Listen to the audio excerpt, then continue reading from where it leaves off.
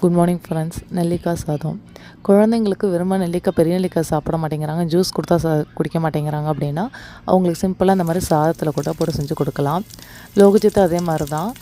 அவனுக்கு வந்துட்டு நெல்லிக்காய் கையில் கொடுத்தோன்னா அது வந்து கடிச்சோடனே ஒரு மாதிரி இருக்குதுன்னு சொல்லி கொடுத்துட்றான், சாப்பிட மாட்டேங்கிறான். ஸோ இந்த அடிக்கிற வெயிலுக்கு வந்துட்டு நெல்லிக்காய் சாதம் அவ்வளோ கொஞ்சம் குளிர்ச்சியாக இருக்கும் உடம்பு, அதுக்காக தான்.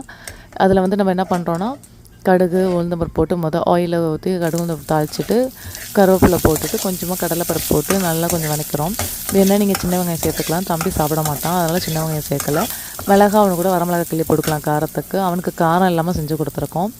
கொஞ்சோண்டு மஞ்சத்தூள் போட்டுட்டு நல்லா வதக்கி விடணும். நாங்கள் நெல்லிக்காய் வந்து துருவி கூட நீங்கள் பண்ணிக்கலாம். நான் சின்ன சின்னதாக கட் பண்ணி கொடுத்தேன், ஏன்னா அவன் சாப்பிட்றதுக்கு வந்து கடிச்சு சாப்பிட நல்லா இருக்குங்கிறதுக்காக கட் பண்ணி கொடுத்தேன். நீங்கள் துருவி கூட போட்டுக்கலாம். நல்லா வதக்கிட்டு கொஞ்சோண்டு சால்ட்டு போட்டு நல்லா வதக்கி சும்மா ஒரு காட்டமாக தண்ணி ஊற்றி நல்லா கொதிக்க விட்டு, ஆல்ரெடி ரைஸ் வந்து வடித்து வச்சுருக்கணும், நல்லா ஆற விட்டு வச்சுருக்கேன். அந்த சாதத்தை போட்டு அதில் கிளறி கொடுத்தோன்னா குழந்தைங்க வந்துட்டு டேஸ்ட்டாக சாப்பிடுவாங்க. ஏன்னா ஒரு டிஃப்ரெண்ட் டேஸ்ட்டாக இருக்கும், குழந்தைங்களுக்கும் பிடிக்கும். ஸோ இந்த மாதிரி ட்ரை பண்ணி பாருங்கள்.